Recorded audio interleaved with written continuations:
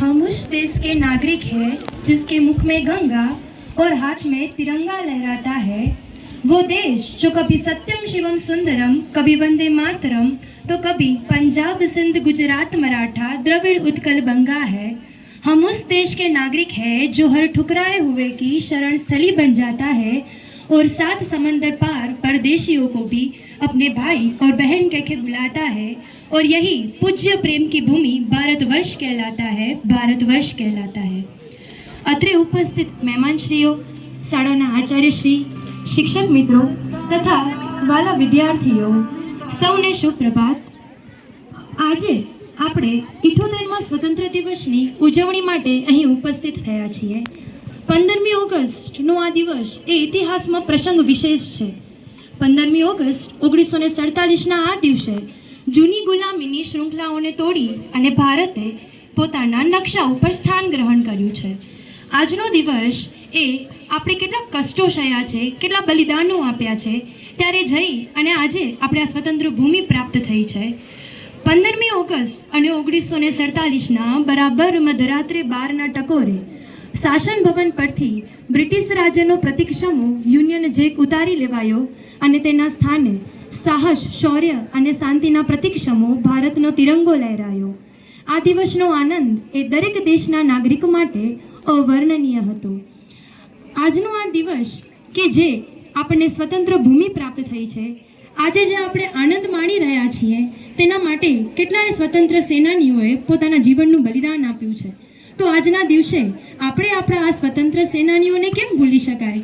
મહાત્મા ગાંધી, મંગલ પાંડે, તાત્યા ટોપે, રાણી લક્ષ્મીબાઈ, સુભાષચંદ્ર બોઝ, ભગતસિંહ કે જેવા સ્વતંત્ર સેનાનીઓના પુરાવાઓથી આપણો આખો ઇતિહાસ ભરેલો છે। આજે આ સ્વતંત્ર સેનાનીઓના હિંમત, સમર્પણ અને માતૃભૂમિના પ્રેમ થકી તો આજે આપણે આ સ્વતંત્ર ભૂમિ પ્રાપ્ત થઈ છે। તો આજના દિવસે આપણે આ સ્વતંત્ર સેનાનીઓને અને નામી અનામી એવી દરેક વ્યક્તિઓએ કે જે આપણા દેશ માટે પોતાના જીવનનું બલિદાન આપ્યું છે, તો તેને આપણે દિલથી યાદ કરીએ અને તેમને ભાવપૂર્વકની શ્રદ્ધાંજલિ અર્પિત કરીએ। સ્વતંત્રતા દિવસની આ ઉજવણી એ માત્ર ભૂતકાળની ઘટનાઓની જ ઉજવણી નથી, પરંતુ દેશના નાગરિક તરીકે આપણી જે ફરજો છે, જે જવાબદારીઓ છે, તેને નિભાવવાની પણ આ દિવસની ઉજવણી છે। ભારત કે જે વિવિધતામાં એકતા ધરાવતો છે, આ વિવિધતા જ ભારતને છે એ અન્ય રાષ્ટ્રથી જુદું પાડે છે। તેથી જ તો અન્ય રાષ્ટ્રના નેતાઓ એ ભારતના ખ્યાતિ અને જે લક્ષ્ય સિદ્ધ કરી રહ્યું છે ભારત, તેના ઉપર ગર્વથી વાત કરે છે। આઝાદીથી અત્યાર સુધી ભારતે શિક્ષણ, ઉદ્યોગ, રમતગમત, વિજ્ઞાન, સાહિત્ય, કલા એ દરેક ક્ષેત્રે ઝડપથી પ્રગતિ કરી રહ્યું છે। પરંતુ વિકાસની આ પ્રક્રિયામાં ભારત સમક્ષ કેટલાક પડકારો પણ ઊભા થયા છે। ગરીબી, બેરોજગારી, ભ્રષ્ટાચાર, સ્ત્રીઓનું શોષણ, વસ્તી વધારો, આતંકવાદ, આ દરેક પડકારો છે એ દેશના વિકાસ માટે છે એ અવરોધકરૂપ બની રહ્યા છે। તો દેશની આ સમસ્યાને દૂર કરવા માટે દેશના નાગરિક તરીકે આપણે વ્યક્તિગત યોગદાન આપવું પડશે અને ત્યારે તો 2047 સુધીમાં જે વિકસિત ભારતનું જે લક્ષ્ય છે આપણું, ત્યારે જ પૂર્ણ થશે।